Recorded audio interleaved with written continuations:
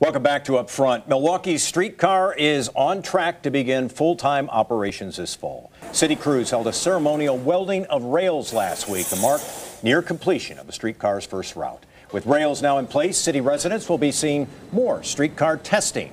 The HOP, as it will be known, has been a controversial project, but Milwaukee's mayor, who has driven the streetcar project from the very start, hopes critics will be won over as they see it in action. And we are talking now with Milwaukee Mayor Tom Barrett. Mayor, it's good to have you back on the program. It's always great to be here, Mike. You're an optimistic guy. You think eventually you can win over the critics of this I'm not going project. to win over all the critics, but what I want people to realize is that the streetcar is really part of a bigger vision. And I think what you're seeing right now being executed in the heart of the city is that vision, because we're in the midst of an economic renaissance unlike anything we've seen in our lifetime.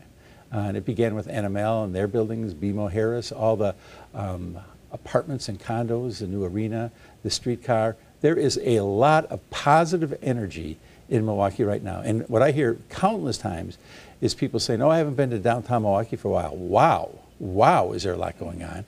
And it's about economic development. And I think that's what people have to realize. This is all about this is part of economic development. So it is more about economic development, at least at this stage, than even people moving. Would that be correct? Well, yes, because obviously it's going to have to be extended to have that be successful. And we're already looking at north to the arena, ultimately to Bronzeville, south through Walker's Point.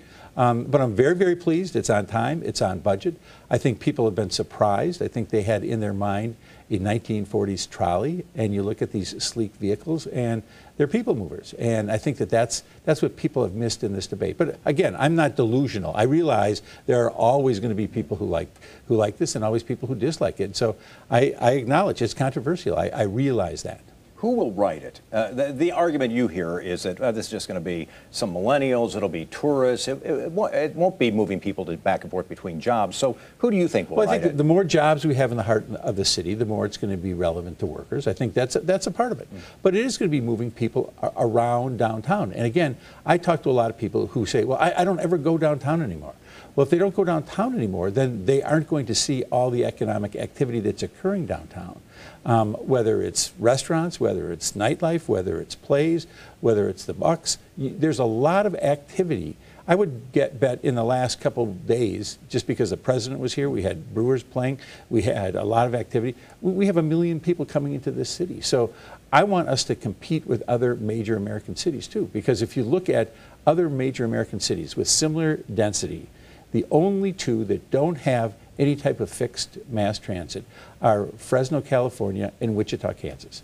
And I want us to be competing with Minneapolis, with Denver, with Portland, not with Wichita and Fresno. So part of it's about growing, about positioning ourselves, but it's really about the future. It's about the growth of this city and betting on the growth of this city. Federal dollars are helping support this for the first few years, and you also have Potawatomi giving a donation. That means people We pulled a rabbit out of our hat on that people one, Mike. will ride it for free. I'm very thankful to the Potawatomi. I'm sure you are. They'll ride it free for 1 year. But then the question is, who pays for it after that? Can we afford the operations, to continue operations? I believe we will be able to. I honestly believe there will be revenue from advertising. I think we're going to have a lot more cars downtown also, because people will come, get off, and ride the streetcar back and forth. So I think there's going to be more parking revenue. We anticipate more parking revenue. But we are planning this in a way for the first 3 years. We believe we'll have the federal dollars that will cover 80% of the operating costs. And again, I want to thank the Potawatomi for their generosity, because they understand what a powerful economic tool this is to bring people to the city. That's what they want to do. They want to bring people to the city. And that's what part of this is going to do as well.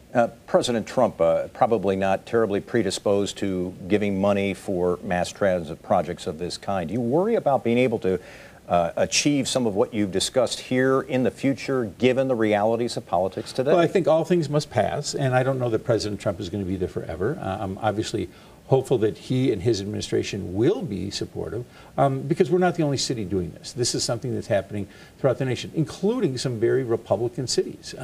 There's some cities in Texas. Oklahoma City in Oklahoma has this. So this is not a Democratic-Republican issue, that's for sure. So I think his administration hopefully will be open to it.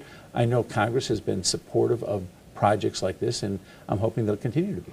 I want to change subjects here and talk for a moment about the lead issue in Milwaukee. As you know, there have been a series of reviews, whether it's state or federal or even the interim health commissioner, who've been pretty critical of how the city of Milwaukee has handled its lead abatement process.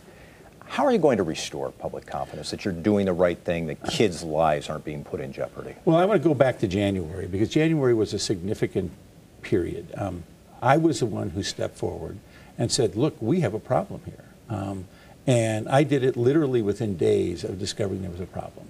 And I did that because anytime it has anything to do with lead, the test I apply is, if I'm telling my wife, I'm telling the public.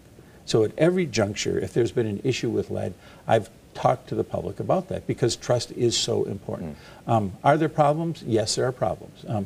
Have they been solved? Not all of them, but do I think they will be? Absolutely yes. Absolutely What's yes. the next step you take to solve those? The next step is we are obviously working, as we said back in January, after this period when Dr. McManus is there, to have a health commissioner who will be there for a much longer period.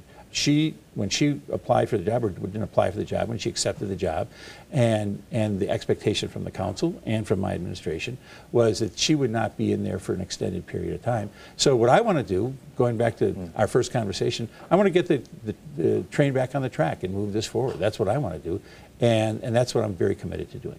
Milwaukee Mayor Tom Barrett with us today to talk about the streetcar and other matters. Mayor, it's good to have you back on the program. Thanks, Mike. Thank you. Coming up next on Upfront, trade tensions. The growing list of Wisconsin agriculture products caught up in an escalating trade war, and concern about the impact on family farms.